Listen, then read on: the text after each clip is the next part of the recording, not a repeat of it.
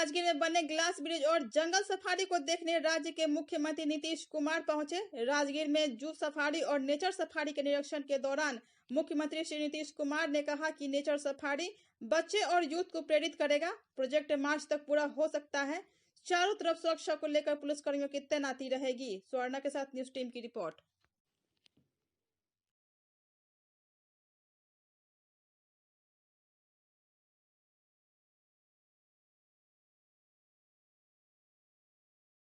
सिलसिले में जब हम यहाँ आते रहे हैं, आप सब लोगों को मालूम है 2009 से ही सब कुछ देख करके जो हमने एक मेरे मन में जो बातें आई हम कहते रहे। तो जू सफारी का तो काम चल ही रहा है, लेकिन जब जू सफारी का पूरा एरिया एक रोज हम देख रहे थे तो उसी तरह से हमने कहा कि इसके साथ साथ ये जो इतना अच्छा जगह है और लोग देखें अगर इसको, नेचर सफारी भी बनाना चाहिए, ये हमने कहा। लेकिन हाँ, हमारे मन में बात थी कि जो जू सफारी के बगल से ही नेचर सफारी चले, लेकिन अभी हमको सभी लोगों ने बताया कि उस बीच में नहीं किया जा सकता है, उसको यहाँ से ही किया जाएगा।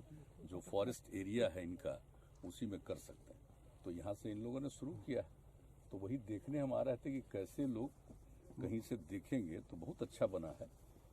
और इसके सुरक्षा के लिए और इसके मेंटेनेंस को देखने के लिए सारी बात हमने पूछी है, इन लोगों ने बताया ही है। और जो भी हमको लगा है यहाँ पर देखने के बाद हमने भी सजेस्ट कर दिया है ताकि बिल्कुल प्रोटेक्टेड रहे। और यहाँ पर जो देखने आएंगे और प्रतिदिन लोग घूमेंगे, और खास करके बच्चों के लिए और यूथ के लिए इसको और प्रेरित करने वाली बात है कि ताकि वो नेचर के बारे में उनको पूरी जानकारी हो और देखें। वैसी स्थिति में उनके सुरक्षा का भी पूरा प्रबंध किया जाएगा। कब तक शुरू होगा? हाँ, अब बताइए कब तक आप लोग शुरू कर सकेंगे? मार्च तक कह रहे हैं। मैंने जो भी मार्च तक प्रोजेक्ट है पूरा।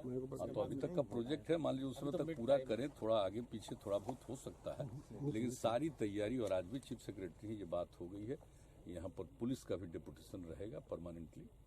और जो ये काम करते हैं तो इनके जो देखने वाले तकनीकी विशेषज्ञ हैं उनमें से भी कुछ लोगों की यहाँ पर ड्यूटी हमेशा रहेगी, ताकि आप देख रहे हैं ना कि इसकी जो सिक्योरिटी है इसके चारों तरफ वो प्रोटेक्टेड रहना चाहिए, ताकि कभी कोई इधर उधर नहीं कर सके।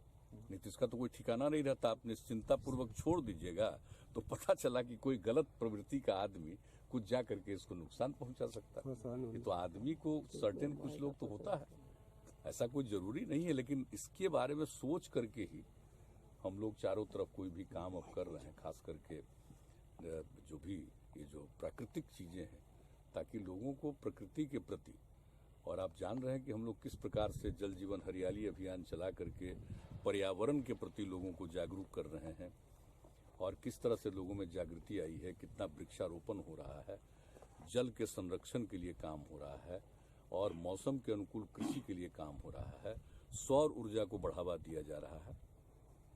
ये सारी बात जो हम लोगों ने तय की है उनके प्रकृति के लिए, हिसाब जल है और हरियाली है तभी जीवन संरक्षित है। तो हर तरह से कि किसी तरह से पर्यावरण का कोई संकट नहीं। और एक बात आप लोगों को और बता रहे हैं, पूरे आप जान रहे हैं कि राजगीर के इलाके में हम लोग गंगा नदी का जल, उसके लिए काम शुरू हो गया, और गंगा नदी का जो जल रहेगा वो सारे लोगों को जल उपलब्ध होगा।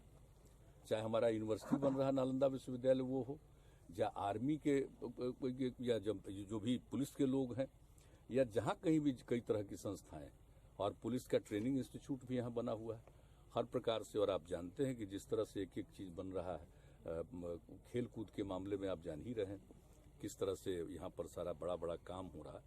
और यहाँ पर एक खेल के लिए भी विश्वविद्यालय बनाने का हम लोगों ने निर्णय कर लिया है।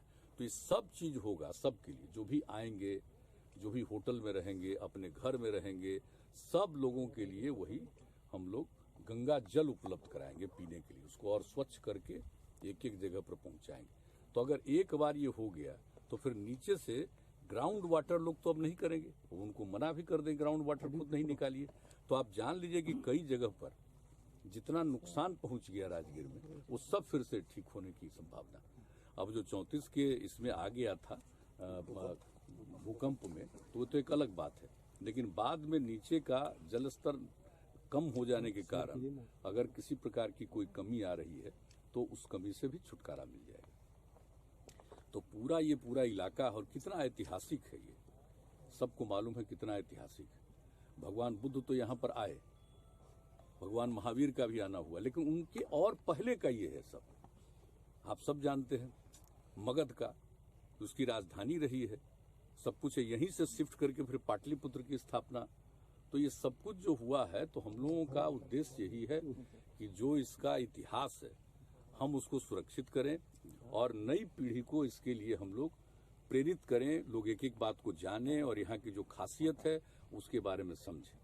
और जब प्रकृति के बारे में जानेंगे, नेचर के बारे में जानेंगे, अपने पुराने इतिहास के बारे में जानेंगे, तो उनकी जागृति और बढ़ेगी और समाज को आगे बढ़ाएंगे। तो ये हम लोगों का मकसद है। सर, एक बार आए थे औषधियों पौधा को देख के काफी आप प्रभावित हुए थे। हाँ, तो इन भाई, पौधों जो के लिए पहली बार आए थे तो हमको तो ये कहाँ गए, यही है। इनको तो लग रहा था कि हम जा नहीं पाएंगे, हम जहाँ तक जाएंगे वहां तक जाएंगे। और उसके बाद जो देख करके कितना सुंदर चारों तरफ, तो वही ना उसके बाद एक एक चीज हुआ है।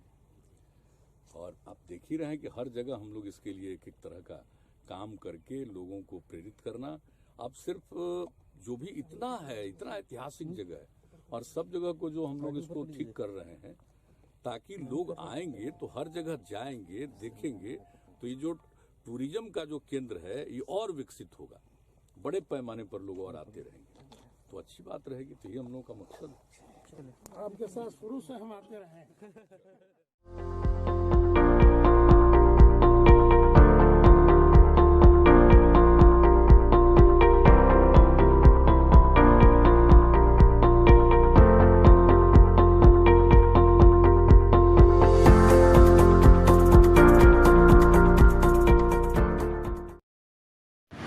खबरों में अपडेट रहने के लिए हमारे YouTube चैनल न्यूज क्राइम 24 को सब्सक्राइब करें और बेल बटन को जरूर दबाएं।